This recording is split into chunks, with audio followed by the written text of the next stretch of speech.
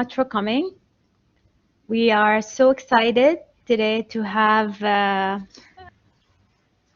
expert with us to talk about um, the technology startup ecosystem. We have with us Mr. Tariq Syed. He's with the Khalifa Innovation Center. A counselor and a training specialist. Um, he's an innovation business consultant with over 15 years of experience and expertise in consulting startup accelerator and fund management for ICT, energy and telecom domains. Tariq has worked with Infosys Limited and has global MBA from Holt International Business School.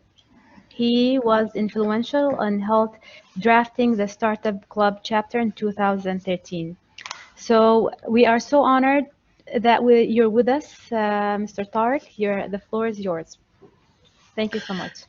Yeah. Thank you, Startup Grind, Khalifa University chapter, and Khulud and her team. So thank you very much for reaching out. And I understand that the chapter, the audience, which is the students, are more interested in navigating through the UAE startup ecosystem in general. And the thought that we tried putting here together in today's presentation would be around giving you the insights of the ecosystem and how you can navigate that ecosystem.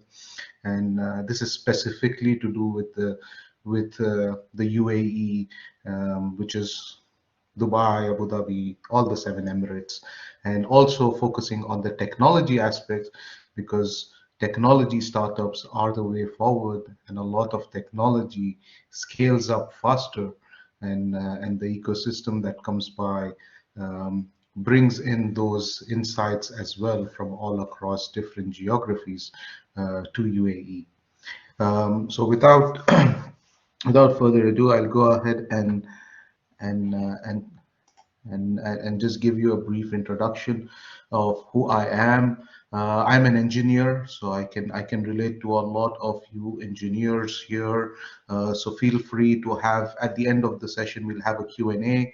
So feel free to ask your questions. Don't consider any questions as naive, and please go ahead and ask, because if you ask, you get a response, and that response makes you much more wiser, and then you can move forward. And this is a tip in the startup ecosystem.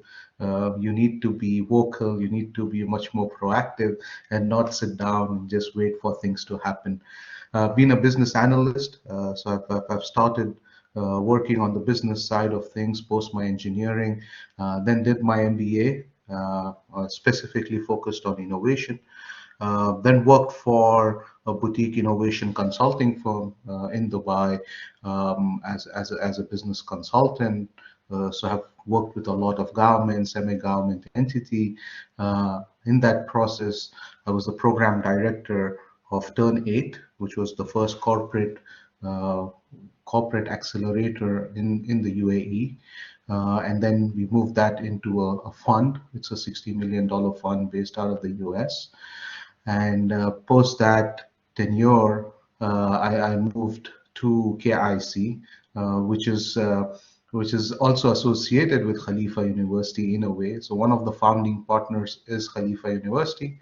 The others are Mubadala, Tawazun, Khalifa Fund, Sanduq Al Wathan, and and Khalifa University. So that's five, and so the idea here is this setup of the innovation center is to help a lot of young minds who have ideas and they want to take it forward. Our core focus is deep tech, but that doesn't stop us from supporting other avenues as well. Starting this year, we are much more open to other technology ideas as well. The thought around the Innovation Center is to be the hub of all entrepreneurial activities happening in Abu Dhabi, specifically focused on the university. So just to give you an insight, you have an idea, you want to go ahead and go ahead and take it to maturity. There is a journey, and though this graph looks like a very linear graph which goes up and then you reach maturity, there are lots of ups and downs throughout that journey, as is with life, right? You sometimes you win, sometimes you lose, as is with sports. But the idea here is to give you a glimpse of how the startup moves. So you have an idea, you go out, you build an MVP, which is a prototype, and then you go out, look for your early adopters, your early customers who are going to use it, who say, "Oh, amazing, we want more." Then you start building, and then you get to know that, okay, this can have the avenue to sell this is XYZ, and then you move even further, and then you grow, and as you mature along, you become much more, resourceful in terms of providing jobs, supporting the UAE economy and all that element. But throughout this journey, what's very important is the time that it takes is very different for each and every idea. So if today you you come and say, I have this idea, how long will it take to go to the market? It all depends on how you execute, how the market responds, and how the ecosystem supports you as well. And then you look at the y-axis, you'll see growth, and eventually, some of them will also fall. So you might have an idea, you will see that it reaches the prototype level, which is the MVP level, and then you might say, oh, there are no early adopters, but you learn, and then you try another attempt, you get another idea, and then you move forward. So in the startup ecosystem, failure is actually learning. We in the startup ecosystem, we call failing as you need to fail fast, because when you fail fast, you learn more. Then you start off again, and eventually, at a point that you have an idea, you have a team, and the market dynamics align well, and you might end up eventually, maturing that startup and becoming a tech startup success story in the UAE. But as is the saying, it takes a village to raise a child, and it takes an ecosystem to scale an innovation. So you might have an innovative idea. It's not always just money. It's not always just customers. It needs to be an ecosystem. And that's very important. The support mechanism that you can get being in a mature ecosystem is far more better than having no ecosystem around. And that's why, people talk about the Silicon Valley, people talk about Germany, people talk about UK, people talk about Singapore as mature ecosystems, is just because there's the tendency of helping and giving back, and have learned to that level, that the ecosystem helps you out in taking your startup to maturity. And that's what we will dwell into to see, what more lies with the UAE ecosystem. But having said that, before, we want to know what all are the players in the ecosystem, right? So we keep saying, okay, you need an ecosystem. What does that mean? So there are a few actors, and these actors are the ones who play different roles. They have different roles. Some of them also are going to come in and go. And so it's also time bound. So they'll come in when you need them, and then they might not be required when you have grown to a level. And these actors essentially form the core, apart from your team, for your support mechanism that helps you navigate through your journey as a startup. So you have an idea, and this idea might have come out through research. It might come out through academia. So you have a research, you're in the research lab, your senior design project, you built it, you say, okay, I have a prototype, I think there's potential, I want to take this to the market. Well and good. You're in the academia space, you have a few friends, you say, oh, we have this technology problem that we have figured out, I think we need to find a solution. You work on it, and eventually you come up with this idea as well. So these are, the early stage where you can go ahead and get support around formalizing that idea. Um, Now, it could be inside the institution, or it could also be in friends and family. So the friends and family also can go ahead and you can say, okay, you have friends, this idea that you have, they go validate it. Some of them might say, okay, we'll also give you some funds, go try it out, whether it works, it doesn't work, how does it go? So these are also uh, actors in the ecosystem. But what's more important is you need to keep talking about your idea. If you keep the idea, tied up to your chest to say, oh, I don't want to talk about the idea, maybe this person will copy. Oh, I don't want to talk about this idea, maybe someone will take it and execute it. At the end, idea as such doesn't have that much of a value. What's more important and what is the most biggest aspect of going ahead and running a startup is execution. And so if you are good in the execution, or you get support and you go ahead and execute it well, that is more important. That moves you forward rather than sticking on to saying, just you have an idea and you're not getting anyone to collaborate with and things. So having that open mind helps you in getting more support in the very early stages. Now you've got this idea, you formalize something. They are incubators and accelerators. Now, these incubators and accelerators also have sectors associated with it. So some of the incubators focus on space, so you get the whole ecosystem around the space through this incubator. Some of them are focused on fintech, so then you can go ahead and apply to that accelerator and then get all the support that you need in the fintech space, knowing that your idea is fintech. So when you're applying for these incubators and accelerators, see whether they align to the sector of your idea, and then go ahead and apply. And once you get in there, you get into all the support that is needed. So we have MAN, which is a social a social impact incubator here in Abu Dhabi, and they focus on themes like education. So every year they come up with a theme. Prior to this, they had focus on people of determination. So you need to keep looking at, what are the programs coming up, and then apply. Why? Because they take you in a structured journey. Not only is the sector, but they take you in a structured journey from point A to point B.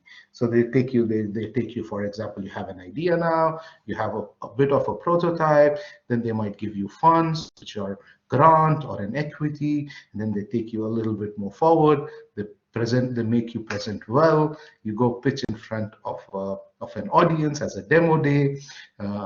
Then people then start to acknowledge you, start knowing you, and then it's also a stamp of approval. So if you have gone through any accelerator, they say, oh, okay, they have gone through the program, they've gone through a lot of grind, similar to startup grind. They've gone through a lot of grind, and eventually you have graduated out of it. So you get a stamp saying, okay, there's a level of commitment that this startup has built and support. Also, what the other aspect that happens in this incubator, it validates your use case. So you might come up and say, in the education sector, food nutrition is an issue. There's a lot of junk that students consume. We want to go ahead and give them a healthy life, and for this there are hardly any options, healthy options that are available. So we have an app that on the click of button you're able to provide healthy options to students. Amazing. And if you're able to deploy that and you have a platform around it, this will give you insights into saying, oh, okay, this has a social impact. Does this work well? You have to reach to a level. So if it's an app, then you need to reach to a critical mass that we call. And eventually, when you have this critical mass that you achieve, then the growth becomes the acquiring customers becomes very, very easy. So the incubators and accelerators also help you in developing your business. So you might come up with you come with an idea in it, but you go out, you graduate out as a business, and you have understood many different aspects. You've understood the legal aspect, you understood the marketing aspect, the finance, the operations, the business development. Now, are you gonna manage everything? Or do you have to do it? As founders of the startup, you need to know about it, and that's the difference. When you go ahead and take a course as an engineering course, you go very deep into a specific sector. Or if you take up a course as in the science and med school, if there's some people from med school, so you get very deep into the technicalities of it. With the startup and these incubator and accelerator programs, you get to understand what are the elements required to run a business, and that's where you get know-how, and then you also get connected to people who will support you in that journey. So you might get a lawyer connection, you might get a finance person connection, and that's where your team from maybe 2 or 3 people ends up becoming 5 and 6, and you look much more as a business when you graduate, and at the end you go ahead and pitch. There's another actor, and as the name suggests, these are angel investors. They come in at a very early stage. These angel investors, they focus on very simple things. They focus on, is this team really passionate enough? Do I see the passion in them that, there might be, come what may, any hurdle that comes by, they'll be able to navigate through. So they look at the grit of the founders. That's one. Two, either they understand the space, so they understand the space that the startup is working. So maybe it is food and beverage, maybe it is, yes, you're right, like Shark Tank as well. So maybe it's food and beverage, maybe it is education, maybe it is, nowadays it's Web3, blockchain, crypto space, NFT, metaverse. So they understand their space. That's the other thing. Third, they have technical insights or technology insights, that they're going to say, okay, I understand the business model or the technology around it, and I support this technology because I know that what you're building is something very unique. And these are the ones who give you that initial nudge to say, go ahead. We are going to support you because we see that there is something in this startup that it can become big. And these angel investors are people who could be your family members, who could be from your faculties, it could be from anywhere. And that's the reason you need to be very vocal enough to talk about your startup, position it in a way that you get an opportunity to present in events, in competitions everywhere, because you never know. These angel investors are ready with money, and they might end up eventually putting it. Now, who are these angel investors, right? These angel investors are people who have been there, done that, and they have already run a startup, they have made money, they have money that they have, and they are investing. These are also people who are high net worth individuals who have money at their disposal, and they can go ahead and put money into startups as well. This stage is very important because you're still not very mature, and you need financials. You need finance for your startup, and angel investors play that role as the ecosystem actor to help you move forward. So, and this is very interesting. Governments have now started to play a very, very active role.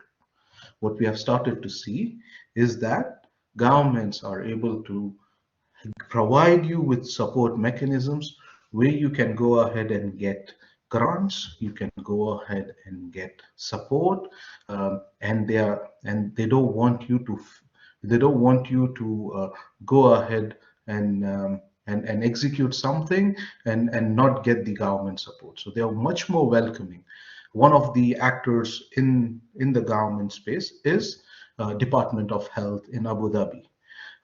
There's also Emirates Tower in Dubai, which is like the hub of a lot of government activities that are happening. But specifically with Department of Health in Abu Dhabi, they have something called as a sandbox, and this is based out of Abu Dhabi Global Markets. You can go to them with any healthcare startup that you have and talk to them, and they will support you with grants, grants up to 500,000 dirham, and they'll also help you validate your healthcare startup in a facility in Abu Dhabi as well.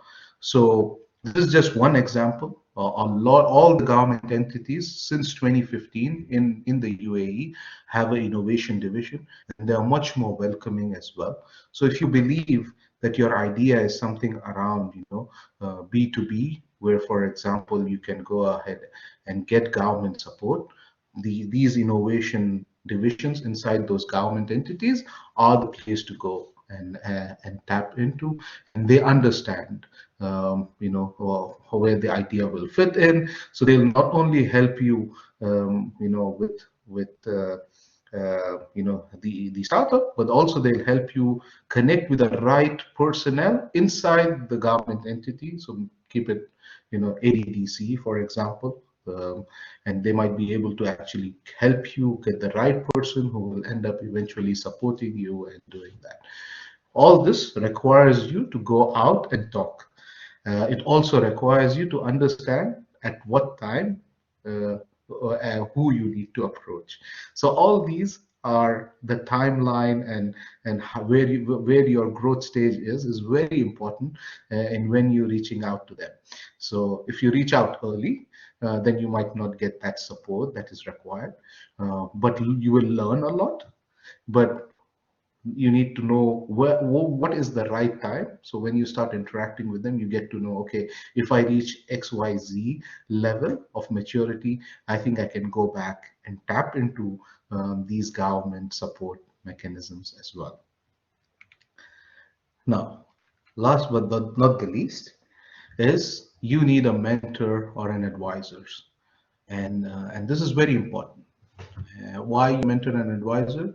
Because it's an emotional roller coaster ride that you're going into.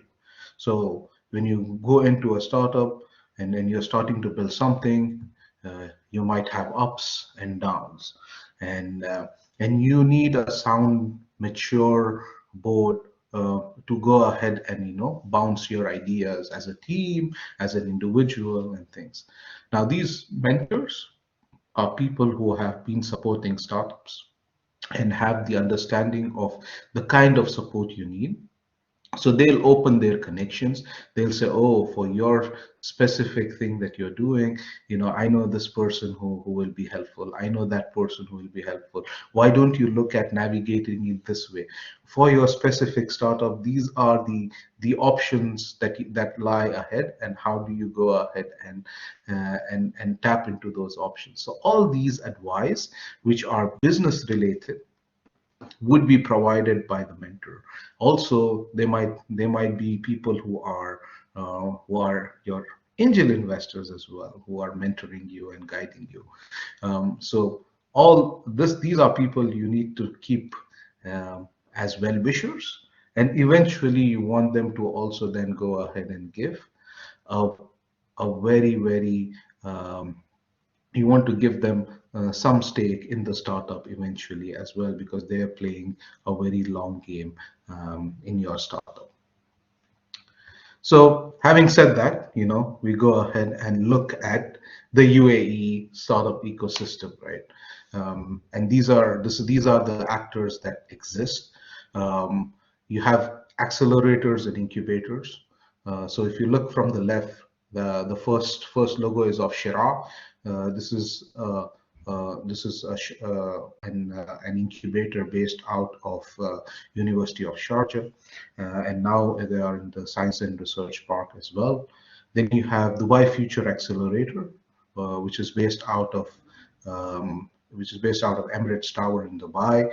They focus on a lot of government challenges, and then a lot of government entities come up with challenges, and then Dubai Future Accelerator looks at solutions from startups who can go ahead and solve these. Then you have players like In5, Dubai Silicon Oasis, who are also based in Dubai. Um, Turnate, which I was associated with. These are all accelerators where you can go ahead and apply. Specifically in Abu Dhabi, you have those highlighted ones. If you see Hub 71, Khalifa Innovation Center, Start AD, Flat 6 Lab, Catalyst, Ibtikari. These are all based out of Abu Dhabi. These are places where you can go out and reach, but you need to be ready at what stage, at what time, right? So, for example, Hub 71, you need to be uh, very mature. So you need to actually be at the scale up stage, and that's when you get support from Hub 71. KIC is much more grassroots. So if you have a prototype, you have an idea, you can go ahead and apply. Now, how do you apply? Programs. So they are called to application, and that's how you apply to them. Or you can reach out to them and get to know, when is the call to application, and then you can go ahead and apply. Start AD. This is based out of New York University, and they run the MAN accelerator. They are running Ibtikari. They have their own programs that they run as well. So that's another avenue where you can go ahead and look at programs that are specifically. So now, for example, MAN, which is at Start AD, is running an education-based program. The cohort is closed, but there you can go ahead and attend their demo day, look at what are the edtech startups that are coming out, and then network and get to know how the program supported and everything. Then you have Flat 6 Lab. Flat 6 Lab works with ADQ, Abu Dhabi Holding, and they focus on early traction. So if you already have some kind of early revenues that you're making, then you can go ahead and apply to Flat 6 Lab. Catalyst, it's based out of Masdar.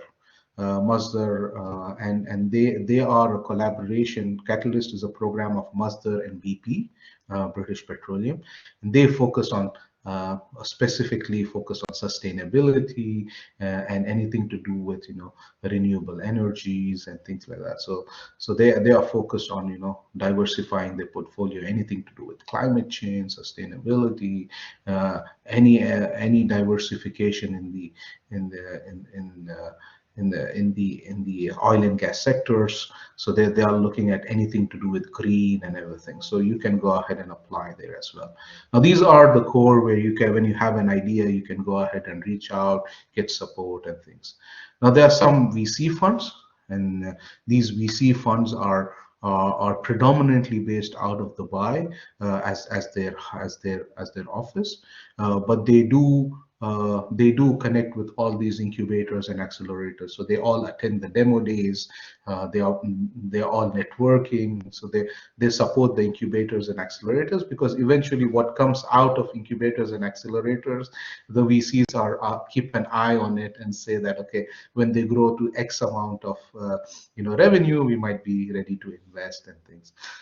Some of the prominent VCs. Shuruk Investment, they're based out of Sharjah. Biko Capital, they're based out of Dubai. You have Wamda Capital, which is also a very prominent VC. There's a success story around Aramax. Aramax was a startup that was based out of Jordan and then Dubai. The founder of Aramax, whose name is Fadi Gandour, he started this Wamda Capital. They focus on anything to do with e-commerce. So if you have an e-commerce related startup, then Wamda Capital is the place to go ahead and pitch. You have MEVP, which is Middle East Venture Partners. They are also a very prominent player in terms of investing into startups. The other kind of investors, and these are new kind of investors that you see in this region, are corporate tech investors. So you might go ahead and get access to technology like Do, or you get access to the infrastructure of Majid Al Futtaim, and eventually you start working with them, and then they invest as corporate tech investors. So they invest into the tech aspect. Then you have corporate VCs. So Shaloub Group is one. You have Microsoft Ventures, you have MBC Ventures, you have one in Abu Dhabi which is called 2454. They invest into media startups and they have a venture arm, so they invest there. Then you have family offices, and this is something that is now very, very interested in investing into startups as well.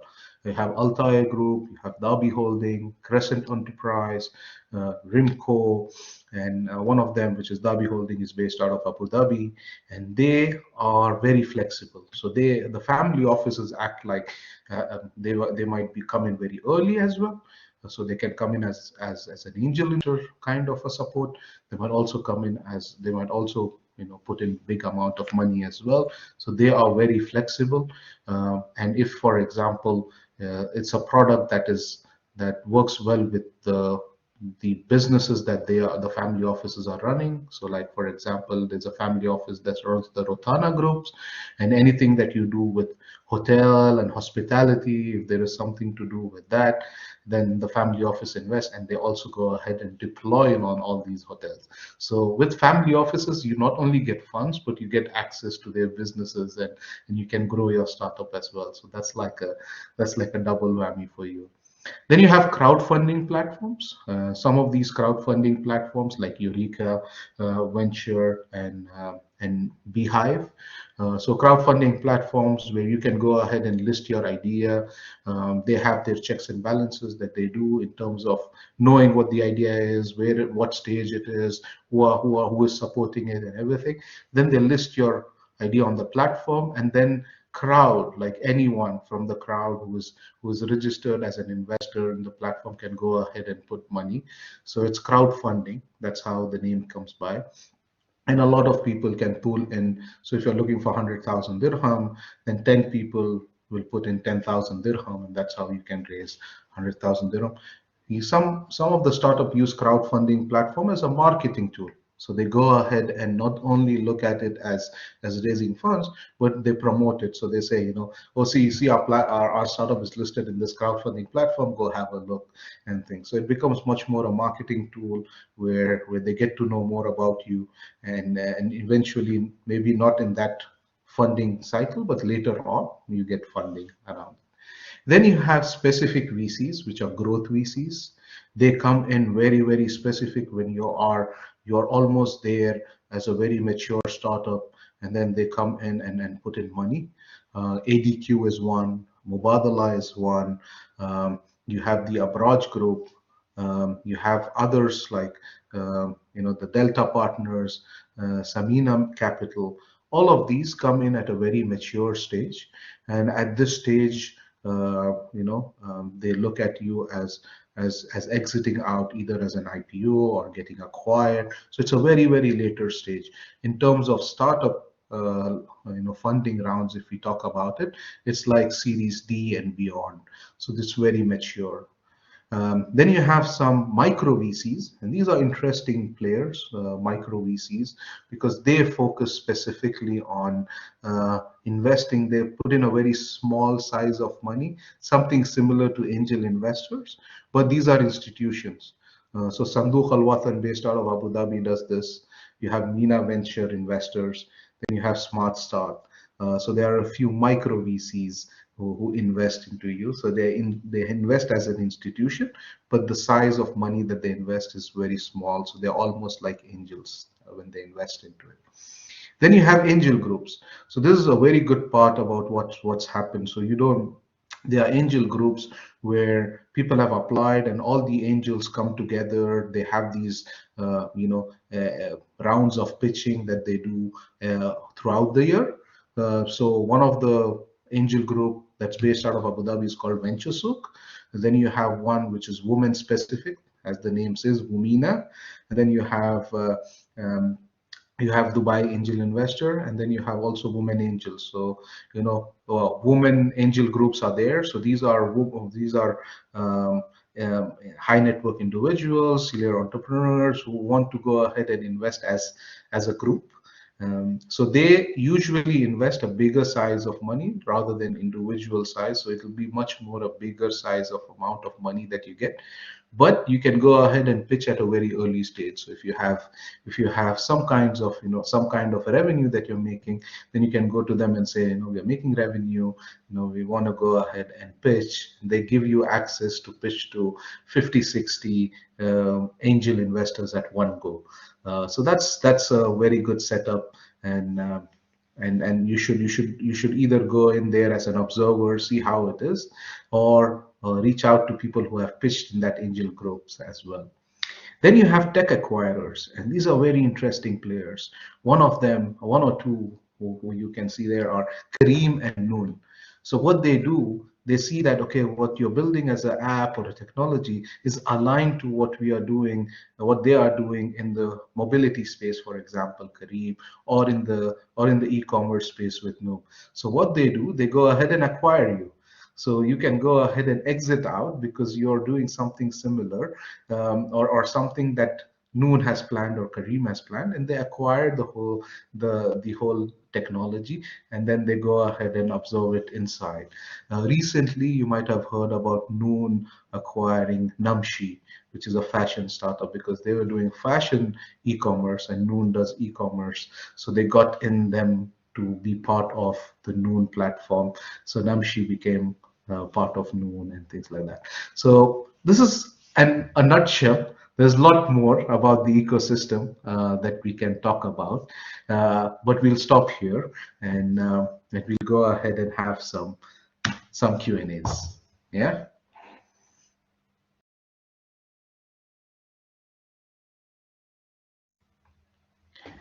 Okay. Thank you so much, Tariq. So I have this question. What is your advice for someone who wants to start with a startup? From Mariam. Mariam, what's the advice? The advice is whatever you have as thoughts in your idea in your mind, put it in a paper. That's one. Go ahead and write it down. Why? Because when you write it down and someone else reads it, they'll ask you questions. But if you are just brainstorming, then you might keep on changing. You'll say, "Oh no, I believe it is this, I believe it is that," and things. So writing your idea down, one, is very important. Two, I think you need to do a little bit of market research, like Google search, like desk research, as we call. So do a little bit of desk research. Okay, I have this idea. Is there someone doing it? Okay, what are they doing? Okay, then how is mine going to be different? Oh, okay, I'm going to do this, this, this, this. Okay, so that way you start building a little bit around the market know-how, okay, your competitor know-how and things. So these are two things that individually you can do, but also when you're starting out, it will be nice if you have a team. It's not forgiven. Everyone has their own style. Some solopreneurs, like individuals, can be technology, can run a technology company as well. I'm sorry. But having a team or having a few people that you can talk to about your startup as a focus group is something you should also do. Yeah. So these three things.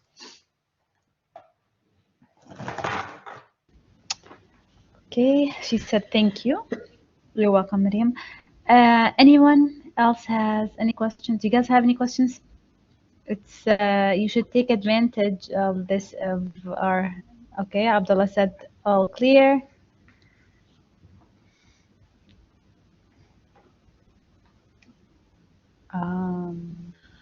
How detailed an idea should be. Okay, that's interesting.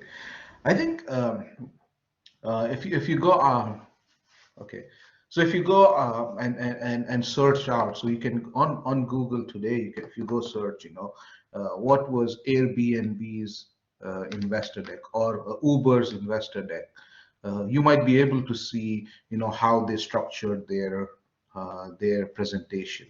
Now, usually when you want to pitch to anyone, they want to see all those elements, not detail, but all those elements. So like your problem, your solution, your business model, your market size, your competitors, your team, your ask, your traction, your roadmap.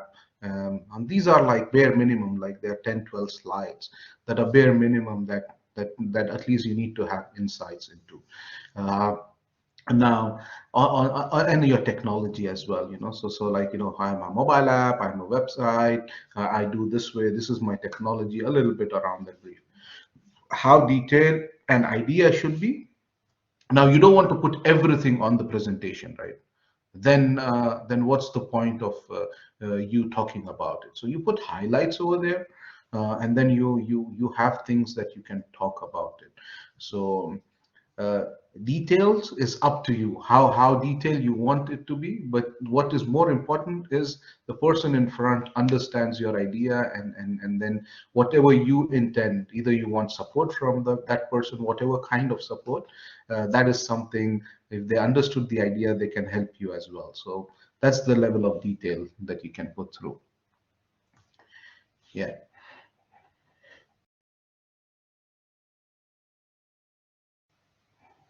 Okay.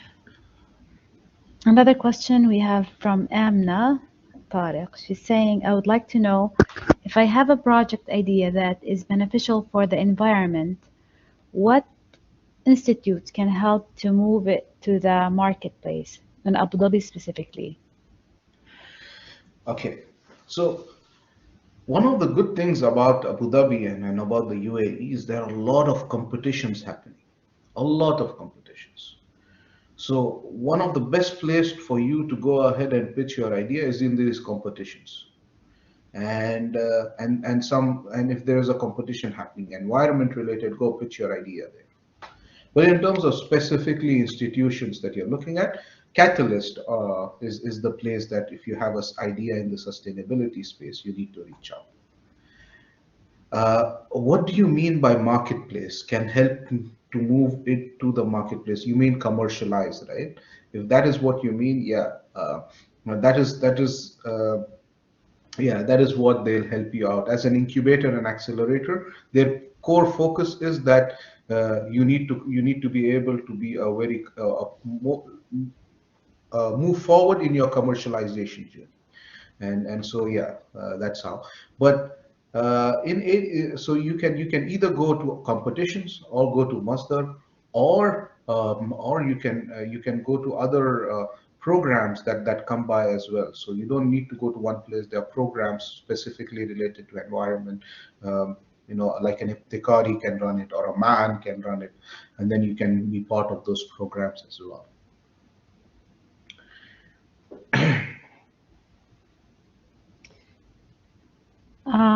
We have another question from OD.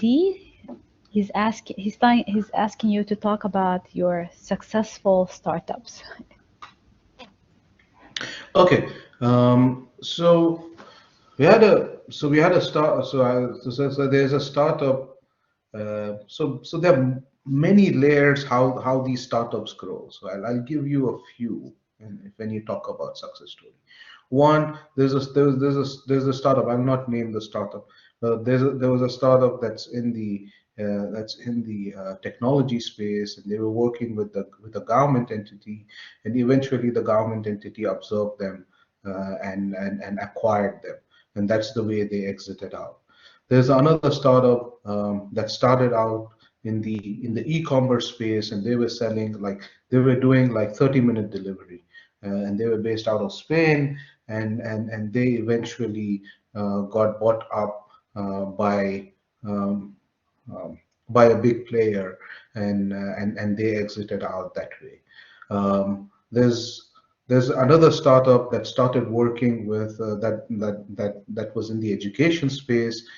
They are now being successfully funded. They are working with a lot of educational institute in providing what you call as parent-student communication tool.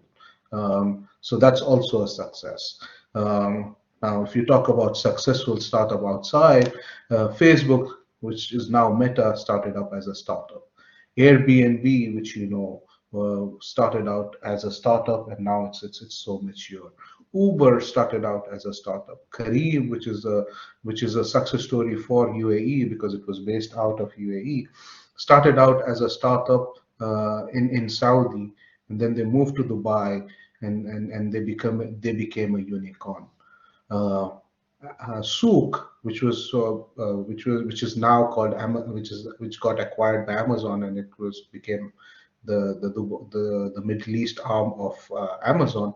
Souk was a startup, was a successful startup started by Ronaldo, and it eventually got acquired. Namshi, which was started by an American Iraqi national and and a Lebanese national. They started Namshi, and it got acquired by Noon.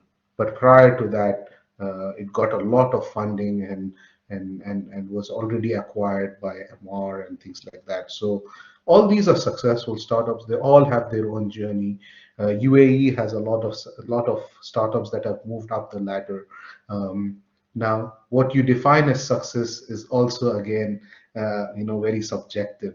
But yeah, there have been a lot of failures. So just to give you an example, 80% of the startups fail. Yeah. So you get only 20, and we only talk about success stories. But what you don't know is that the founder who ran a who became who was part of a unicorn startup actually had many failures and eventually had a success story. And even after having a success story, when he started out again, he had failures as well. So this is how the startup space plays here.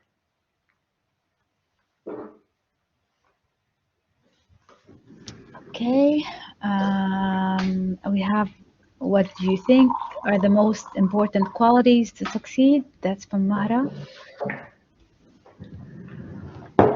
One being very relentless, and this is what everyone looks at. Everyone looks at the founder grit.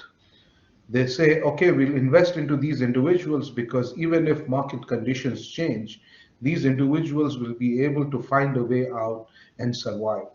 So the founder grit, the survival instincts, these are things that really help.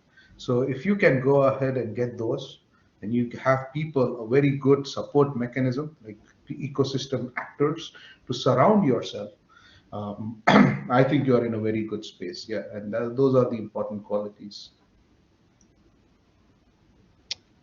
Another question from Abdullah. He's asking how to choose brand name. Yeah. Okay. Very nice. Okay, you're getting into branding. So one of the things, one of the things with branding is, you want to have a domain name, right? So if you go on GoDaddy or you go on these domain hosting sites, you can go ahead and search. So you can go ahead and search, and you can get that .co, .com, and things like that. But then you want to know what that name is. Now that name needs to be very short. The name needs to be something that is like 2 syllables. So you can go ahead and say like Meta. You can say you can say Twitter. You can say Instagram. So these are like and they can also be meaningful, right? So you can get that meaning to it. Eventually, you want something which is short. You don't want something like Abdullah Isa Al Hosani and Sons.com, and that becomes like too big, right? So you want something which is a word play of two things, like Facebook, Meta, or, or in our portfolio in KIC, we have like Dexter Robotic, we have like Manhat. So you come up with words like 2 or 3 words, but it needs to be simple, it needs to be catchy, and it needs to be something that you can take it forward. Now, what happens as well?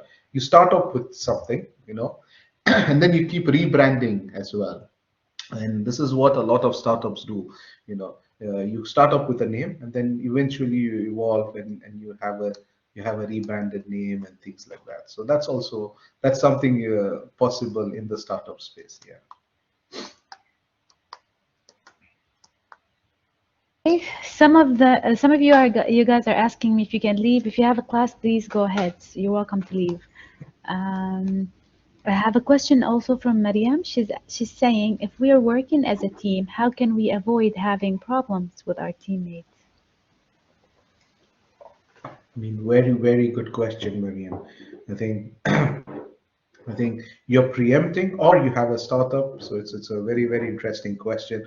So, what happens? So you saw that, the startup, and then you work as a team, but then there is something behind, which is called the legal framework. So if you want to get funding as well from anyone, they want to see you that you're legally set up, you have a proper structure so that they can invest.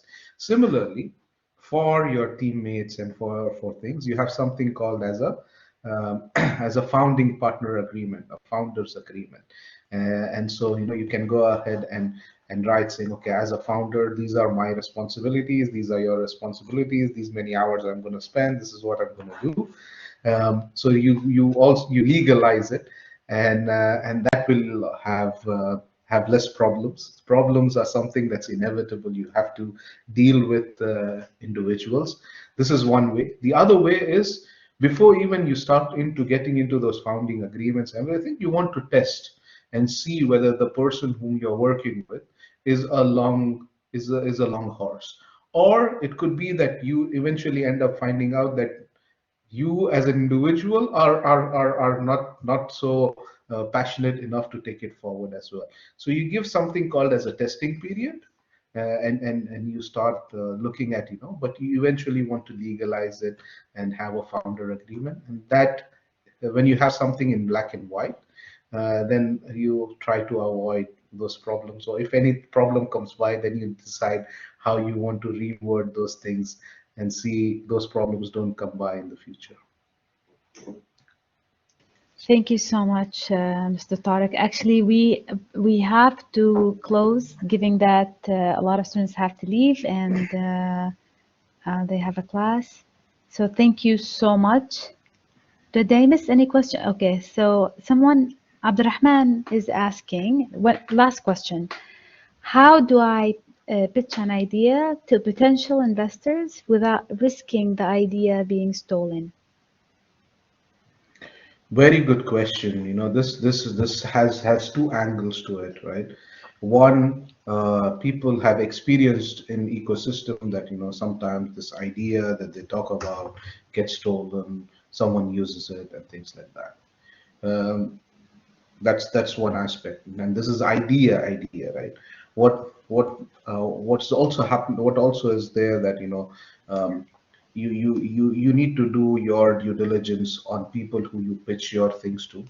So you need to find out who else has pitched to them, what has happened, and things. So do your research on.